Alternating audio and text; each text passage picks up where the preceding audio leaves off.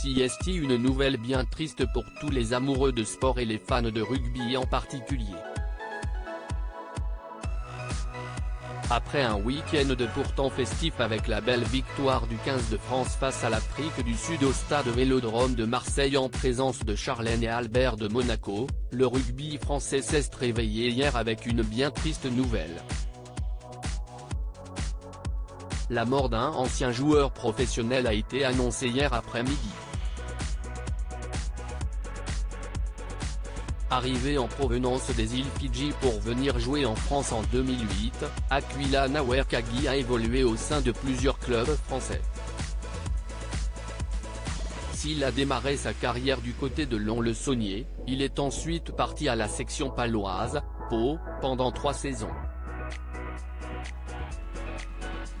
Resté 3 saisons dans le club qui évoluait alors en Pro D2, la deuxième division française, il est ensuite parti à l'US Bressan avant de terminer sa carrière en 2014 du côté de Chalon-sur-Saône. Suite à sa prolifique carrière, le Fidjien âgé de 39 ans a décidé de rester en France et s'était installé à Mercurey, Saône-et-Loire, où il vivait avec ses enfants.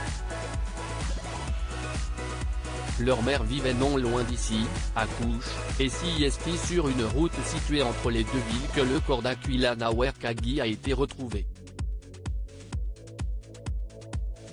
D'après les informations du journal de Saône-et-Loire, ce dernier était porté disparu depuis la nuit de jeudi à vendredi après qu'il a quitté son domicile.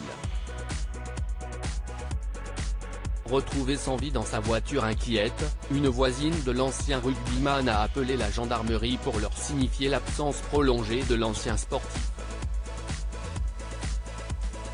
CST finalement samedi après-midi que la voiture d'Aquila Nawerkagi a été retrouvée accidentée. CST, un automobiliste qui a fait la macabre découverte, et d'après les premiers éléments de l'enquête, le rugbyman aurait perdu le contrôle de sa voiture alors qu'il se trouvait sur la route départementale 978. La présence d'un épais brouillard au moment de l'accident pourrait être à l'origine de ce drame, qui a durement touché son ancien club de Pau. La section a appris avec beaucoup de tristesse la disparition d'Aquila Nawerkagi, joueur du club entre 2009 et 2012.